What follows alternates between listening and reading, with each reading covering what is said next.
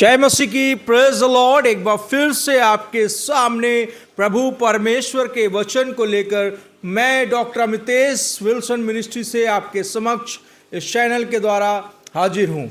साथियों, आज का जो संदेश है वो वाई वी वर्शिप गॉड, हम क्यों परमेश्वर की आराधना करें। उससे पहले इस सब्जेक्ट के ऊपर जब आप वचन सुनने जा रहे हैं, मैं चाहता हूं कि परमेश्वर के दास जो न्यू दिल्ली से हैं ब्रदर अंकित सजवान जी को आप सुने, क्योंकि मैं कई बार उनके मैसेजेस को सुनता हूं। काफ़ी दमदार प्रचार करते हैं और ऐसे प्रचारकों की हमारे इंडिया को, भारत को ज़रूरत है। चंगाई से हटकर प्रभु के वचन पर जोर देने वाले सेवकों की मैं इज्जत करता हूं, रिस्पेक्ट करता हूं। तो आइए आराधना के ऊपर जो उन्होंने बोला है उसको हम देखेंगे, आखिरकार आराधना को लेकर के उन्होंने क्या कहा है। तो इस वीडियो को आप ध्यान से सुने। इस वीडियो को मैं आपके सामने लगा देता हूं, ध्यान से सुने कि उन्होंने क्या कहा।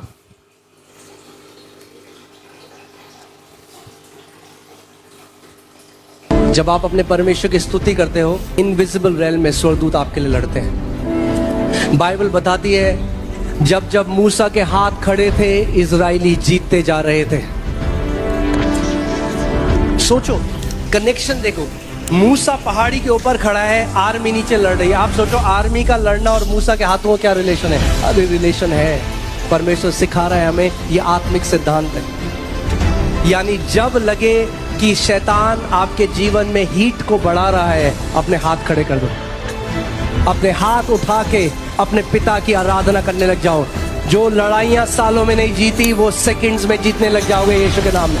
मैं आशा करता हूं कि आप सब ने इस वीडियो को जो आराधना के ऊपर है सुना, कि उन्होंने बताया कि मूसा के हाथ जब जब खड़े रहे तब तब इजरायली युद्ध को जीतते रहे। हाथों का और युद्ध का क्या कनेक्शन है, उसको लेकर के भाई अंकित सजवान जी ने, परमेश्वर के सेवक अंकित सजवान जी ने इस बात का खुलासा किया, एक गहरा भेद को बाइबल से हमें बताया। तो आइए हम जानते हैं कि हम आराधना परमेश्वर की क्यों करें।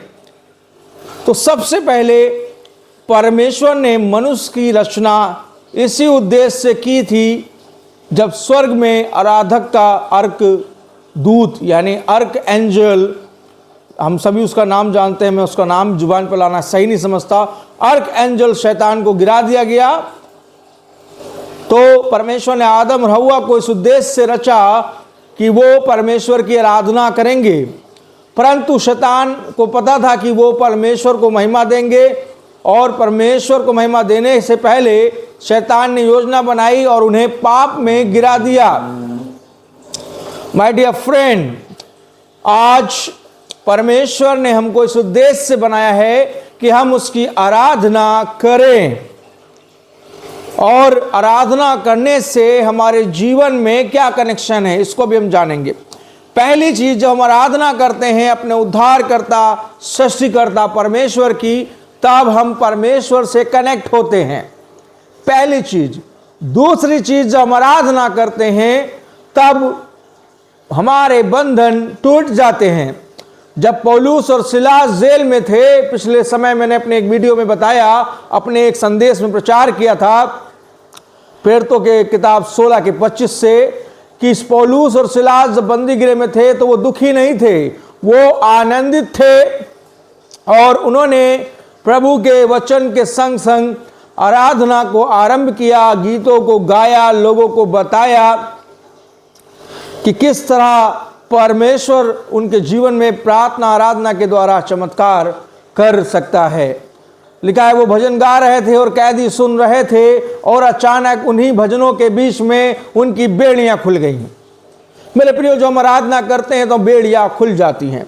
वहीं दूसरी तरफ जब एक यरीहो की दीवार उनके लिए बड़ा हिंडरनेस थी, बड़ी रुकावट थी, यहोशू और उसकी टीम को उस देश में एंटर करने के लिए बड़ी प्रॉब्लम हो रही थी, तब परमेश्वर ने उसके मन में डाला, यहोशू से कहा कि तू 7 चक्कर लगा गीतों के द्वारा आराधना करते हुए, धूप दान लिए हुए। उन्होंने पुराने नियम के अनुसार परमेश्वर की महिमा करना चालू किया, और वो गीतों को गा रहे थे। एकाएक नींव जो थी वो गिर गई, एक बड़ी दीवार पल भर में गिर गई। मेरे प्रिय, ऐसे कई वाक्य बाइबल के अंदर हैं जब हम आराधना करते हैं, जब हम गीतों को गाते हैं, प्रभु की स्तुति करते हैं, तो कुछ होता है हमारे जीवन में। इसलिए जब भी चर्च को हम जाएं, परमेश्वर की आराधना दिल खोल कर करें। जब भी हम आराधना कॉन्सर्ट में जाएं, वर्शिप सॉन्ग को अटेंड करें, परमेश्वर की आराधना आंखों को बंद करके करें, क्योंकि प्रभु के वचन में यूहन्ना 4:24 में लिखा हुआ है कि परमेश्वर आत्मा है। The God is the spirit, God is not a body like us, he is spirit, प्रभु यीशु ने कहा। हालांकि प्रभु यीशु के रूप में परमेश्वर ने एक देह को लेकर आया, क्योंकि परमेश्वर आत्मा क्रूस पर नहीं चढ़ सकता, इसलिए यीशु नाम की देह तैयार की गई थी और वो यीशु इस धरती पर आया, हमको बताया कि परमेश्वर आत्मा है। इसलिए उस परमेश्वर की आराधना करने वाले को आत्मा और सच्चाई से भजन करना चाहिए। आत्मा यानी हम आंखों को बंद करके, खोकर, लीन होकर भक्ति में डूब जाएं और उसकी आराधना करें जिसने हमें बनाया, आपको बनाया, पूरी दुनिया का, कायनात का बनाने वाला रचयिता यहोवा एलोहिम अदोनाई हसेम की आराधना करें। मेरे प्रियो, आराधना हमारे जीवन में अद्भुत करती है। बड़े परमेश्वर के सेवकों ने जब भी हीलिंग की शुरुआत की है, उन्होंने बिना आराधना के हीलिंग नहीं की है। मेरे प्रियो, आराधना एक मसीह जीवन का पहला पार्ट है। जब मैं एक बड़े चंगाई कॉन्सर्ट में गया था और उस मीटिंग के बाद मुझे भोजन पे इनवाइट किया गया था, मुझे लोगों ने रिक्वेस्ट की थी कि बिशप साहब, एक घर है जहाँ पर एक व्यक्ति है, उसके ऊपर एक दुष्ट आत्मा है और बहुत पादरियों ने उसे देखा है, परंतु कोई निकाल ना सका। मैंने कहा ठीक है, प्रभु ने मुझे इस काम के लिए अभिषेक किया है, बंदियों को छुड़ाऊं, दुष्ट आत्माओं को भगाऊं, मैं ज़रूर चलूँगा। और मैं गया और जैसे मैंने उस घर में एंट्री की, वो जो महिला थी, मैं 2 घरों के बारे में बता रहा हूँ इसी स्टोरी में। पहले घर में जब मैं गया, उस घर में एक बूढ़े औरत और उसका पति था। तो मेरे सहयोगी वर्शिपर भाई अमर मेरे साथ थे उस समय मिनिस्ट्री में। भाई अमर और हमने एक दूसरे का हाथ पकड़ा और कहा, खुदावन यीशु मसीह के नाम से आए बीमारी, मृत्यु की बीमारी, तकलीफ, इस औरत को छोड़ और जा। वैसे ही वो औरत खड़ी हो गई, जो काफ़ी समय से खाट पर थी, खाना बनाने का उसके पास कोई खिलाने वाला नहीं, उससे कोई उठाने वाला नहीं, वो हमारी सेवा टहल करने लगी। उसके पति ने आश्चर्य किया और वो मसीह बन गया। उसके पति ने कहा कि ये तो अद्भुत चमत्कार है, बहुत जगह दिखाया, कोई हमें चंगाई नहीं मिली। फिर हमने कहा हम इस घर में प्रभु की आराधना करना चाहते हैं, और वो चाय नाश्ता बनाती रही, परंतु हमने जब प्रार्थना आरंभ की तो उस घर की छिपी हुई शक्तियाँ सामने आने लगी। तमाम निगेटिव एनर्जीज, एंटिटीज, तमाम बैड पावर्स उस महिला के ऊपर आकर बोलने लगे हमसे। तो मैंने पूछा कि ये महिला तो मसीह है, इसका पति बिलीव नहीं करता, परंतु ये तो बिलीव करती है, फिर तू इसके जीवन में कैसे आ गया? उसने बताया, बिलीव करने से कुछ नहीं होगा। जिस घर में आराधना होती है हम वहाँ नहीं घुसते। जो घर सुनसान है, जहाँ प्रार्थना नहीं, आराधना नहीं, हम वहाँ एंट्री करते हैं। तो मैंने उसे सवाल किया उस दूसरे स्पिरिट से कि तू दोबारा इसके जीवन में नहीं आएगा और तुझे इसके जीवन से जाना पड़ेगा। उसने कहा, आराधना का महत्व आप जानते हैं, ना कि ये महिला। अगर ये आराधना के जीवन में गई, प्रभु को उद्धार करता ग्रहण किया, तो मैं इसे छू भी नहीं सकता हूँ। उन्होंने अपनी पोल खुद ही खोली। तो वो महिला उसी घड़ी डिलीवर हुई इविल स्पिरिट से।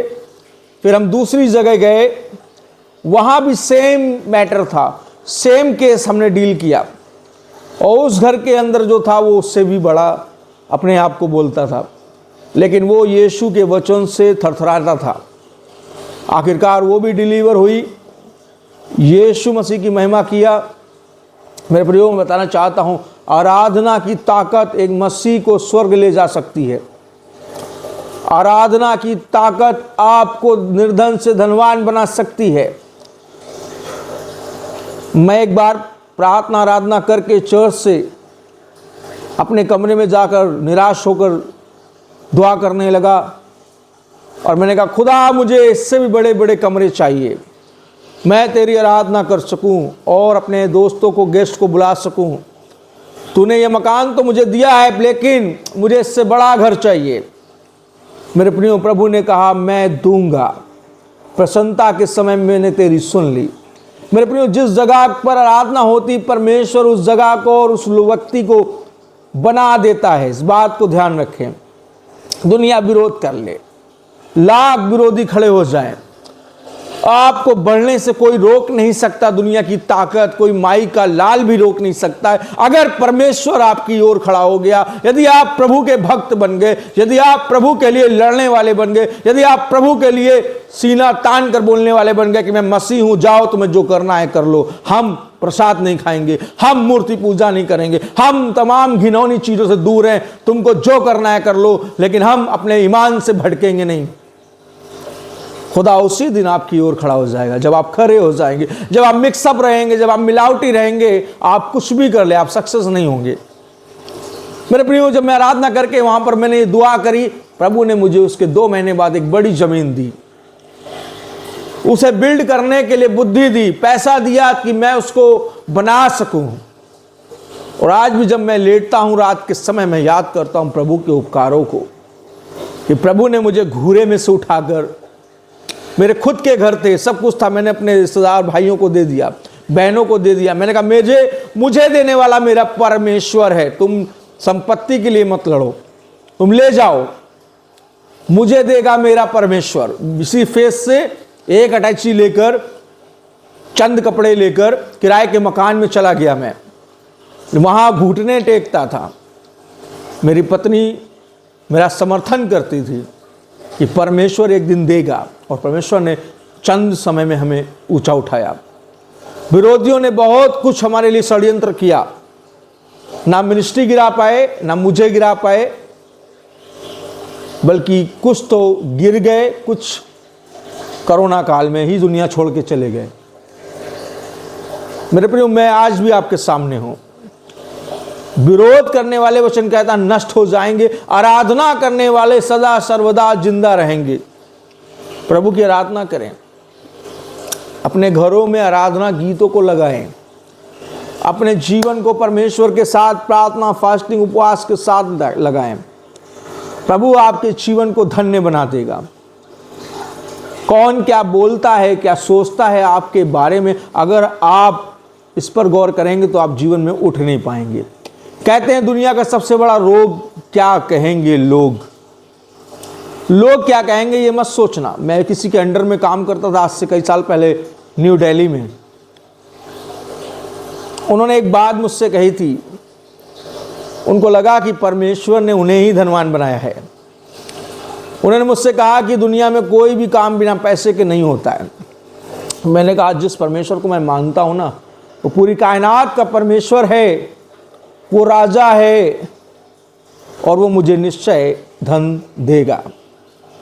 और इसी विश्वास से मैंने उनके यहाँ नौकरी छोड़कर प्रभु की सेवकाई बोलते थे, लेकिन एनजीओ का काम कराते थे।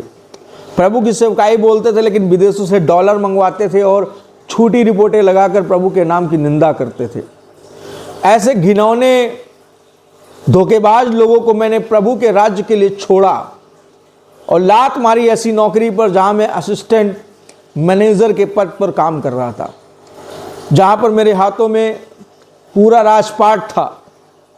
मैं जो बोलता वो होता, लेकिन मैंने उनके दिल में मैल देखा, मैंने उनके अंदर ईमानदारी नहीं देखी। दुनिया को ईमानदारी का पाठ पढ़ाते थे, लेकिन उनके अंदर ही ईमानदारियां नहीं थी। मैंने ऐसी नौकरी पर लात मारा और खुदा की सेवा में निकल पड़ा। 50 का नोट लेकर, आज मैं अपनी गवाही बता रहा हूँ, और प्रभु की आराधना करता रहा, धक्के खाता रहा। एक छोटी सी मोटरसाइकिल मेरी मदर के पैसे से मैंने खरीदी थी। उसी मोटरसाइकिल से पूरे, उस समय यूपी में रहता था मैं, यूपी में जहाँ मैं रहता था, पड़ोस के गांव में कुछ महिलाओं को लेकर यीशु का सुसमाचार सुनाता रहा। कई जगह विरोध होता था, कई जगह गालियाँ बकते थे, कई जगह यीशु के चमत्कार होते थे, लोग ईमान लाते थे, लोग बदलते थे।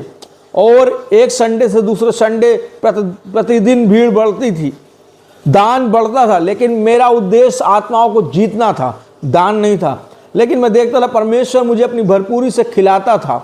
मेरी गाड़ी का पेट्रोल से लेकर के हर चीज़ परमेश्वर मुहैया कराता था। और मैं इतना डेडिकेट था कि मैं कभी शहर का व्यक्ति, गांव में मैं, एक बहन ने मुझे मकान दिया था, मैं उसके यहाँ रहने लगा। अपनी गवाही बता रहा हूँ आपको। मेरी वाइफ नर्सिंग कर रही थी, मैं इधर सेवा कर रहा था, बच्चे नहीं थे। पूरी लगन के साथ यीशु की महिमा कर रहे थे। मैंने अपनी जवानी को यीशु मसीह की आराधना में दे दिया।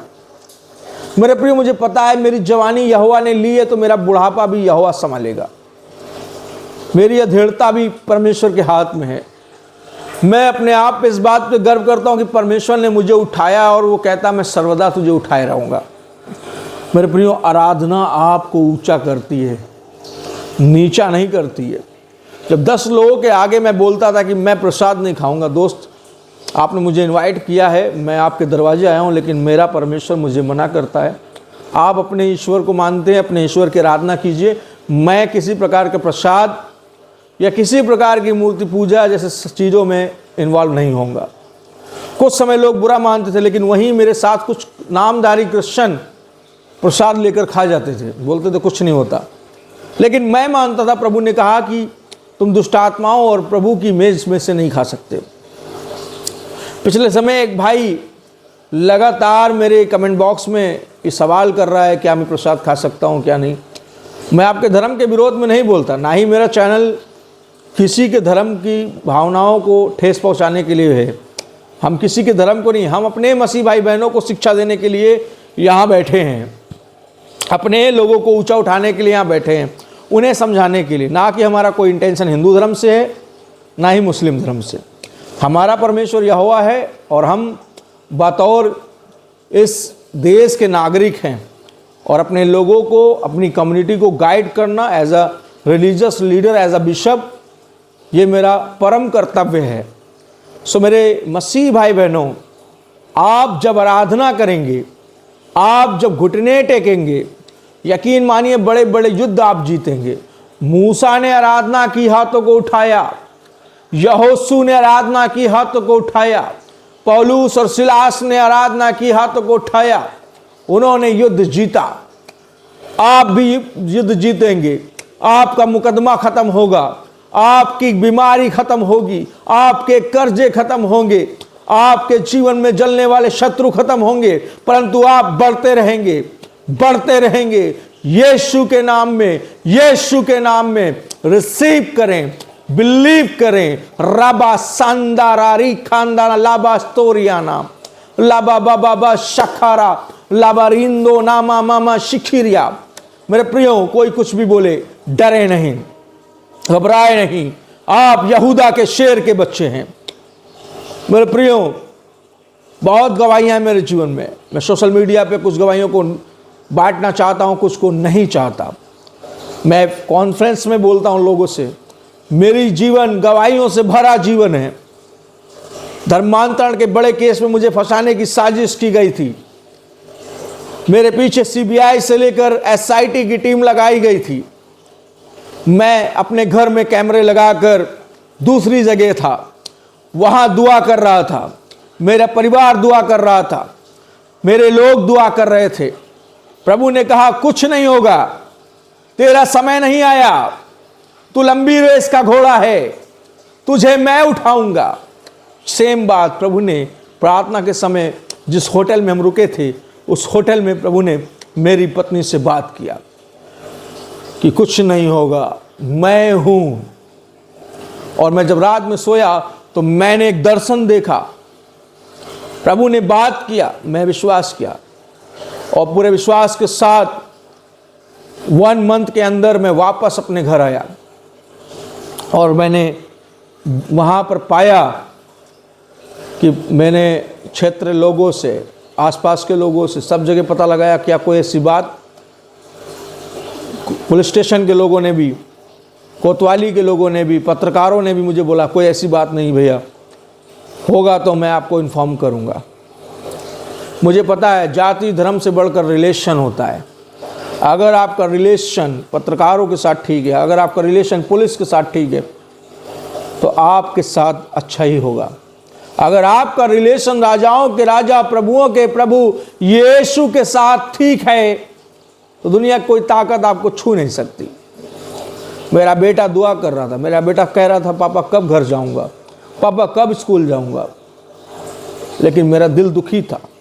मुझे पता था, हमने होटल में आराधना की, हमने होटल में प्रभु को महिमा दी, और प्रभु का है मैं हृदय से प्रति घंटा में धन्यवाद देता रहता था कि हे प्रभु मुझे विश्वास है मेरा समय नहीं आया। प्रभु ने कहा हाँ तेरा समय नहीं आया। और कुछ लोगों को पता था कि हमारा घर पंजाब में भी हमारी ज़मीन है, बेंगलोर में भी हमारा ज़मीन है, डायसिस का मकान है, सिस्टम है, बेंगलोर में कई जगह पर हमने बना रखा है। हम चाहते तो वहाँ भाग सकते थे, लेकिन हम नहीं भागे। प्रभु ने हमें ब्लेस किया है। हम लुधियाना भाग सकते थे, हम पंजाब में कहीं भी जा सकते थे। अम्बाला में हमारे रिलेटिव्स हैं, ज़मीन है हमारी अम्बाला में मकान है।